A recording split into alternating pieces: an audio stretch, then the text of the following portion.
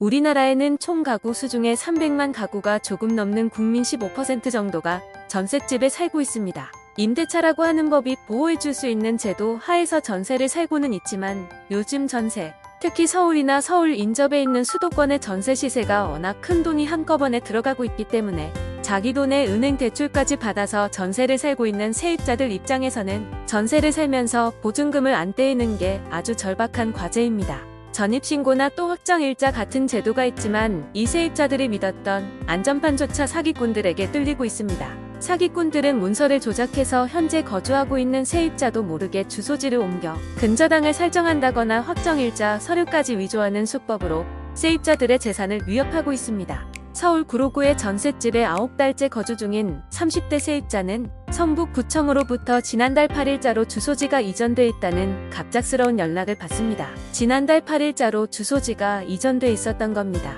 누군가 이 세입자를 자기 집 세대원으로 보며 몰래 전입신고를 했다고 합니다. 전입신고를 본인이 하지도 않았는데 누가 전입신고를 했을까요?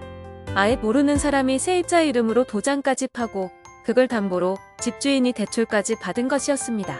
뒤늦게 지자체가 경찰에 수사를 의뢰했지만 이 세입자는 보증금 2억 6천만 원을 돌려받을 보장이 없어졌습니다. 어떻게 이런 말도 안 되는 상황이 벌어진 걸까요? 위조한 문서건에서는 대출해준 은행이 사기를 당한 건데 은행이 피해자가 되어야 하는 게 아닌가요? 왜 힘없고 순진한 국민들만 피해를 봐야 하고 책임을 떠맡아야 하는지 이 나라 대한민국법이 이해가 가질 않습니다. 이와는 다른 형태의 피해도 있는데요. 한 세입자는 정반대의 피해를 당했습니다. 자신이 사는 전셋집의 생면부지에 사람이 몰래 전입신고를 했고 졸지에 1주택 2가구가 되면서 전세대출 갱신을 못 받을 수도 있게 됐습니다. 주민센터에서는 세입자 이름으로 임대차 계약서가 되어 있었기 때문에 어쩔 수 없었다라고 말하고 있는데요. 주민등록법 위반으로 고발되는 사례들의 상당수가 이 같은 몰래 전입 전출의 사례로 추정이 됩니다.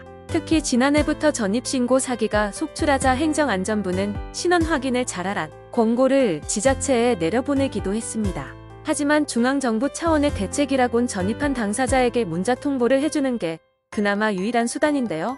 그나마도 본인이 신청을 해야 해서 서비스를 알고 이용하는 사람이 전국에 2만 명 남짓입니다. 이쯤 되면 전세라는 제도 자체를 재검토해볼 필요가 있지 않나 싶습니다. 갭투자 유발해서 땅 투기에 온 상에 전세금 반환 못 받으면 폐가망신하는 서민들 불안하게 하는 이런 전세 제도에 대해서 제도 자체를 재검토해볼 필요가 있지 않나 싶습니다. 2020년 지어진 오피스텔의 경우입니다. 20대 김호구 씨는 재작년 보증금 2억 8,200만 원의 전세를 들었습니다. 계약 당시 근저당 등 선순위에 걸리는 것이 없었습니다.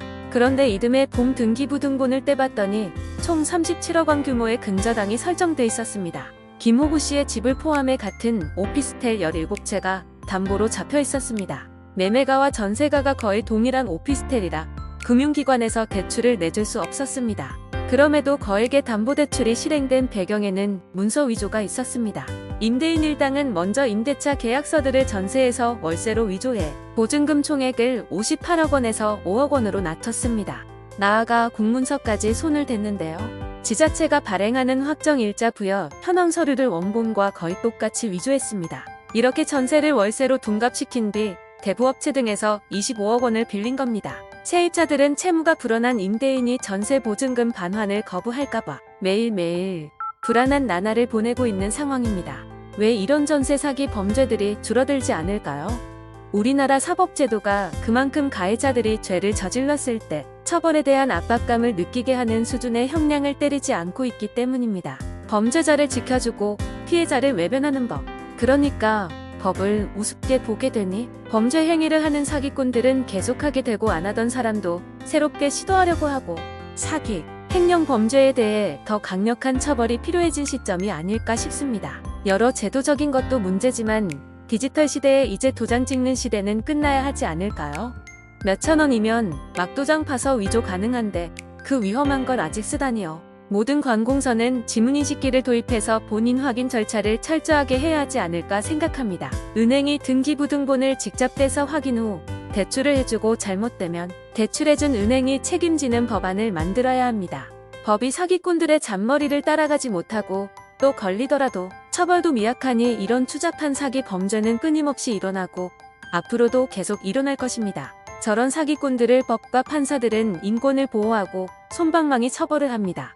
범죄자들은 처벌이 우습고 결국 이런 일은 계속될 수밖에 없습니다. 법을 뭐하러 만들고 판사들이 왜 필요한지 모르겠습니다. 국민의 전세 피해 수준이 국민들의 삶을 피폐하게 하고 있고 그 피해자들의 숫자가 계속해서 늘어나고 있으며 법의 허점이 국민의 삶을 파괴하는 수준이라면 이 일은 국가가 나서서 전세법을 새로 만들어주거나 개정해 주어야 한다고 생각하는데 여러분들의 생각은 어떠신가요?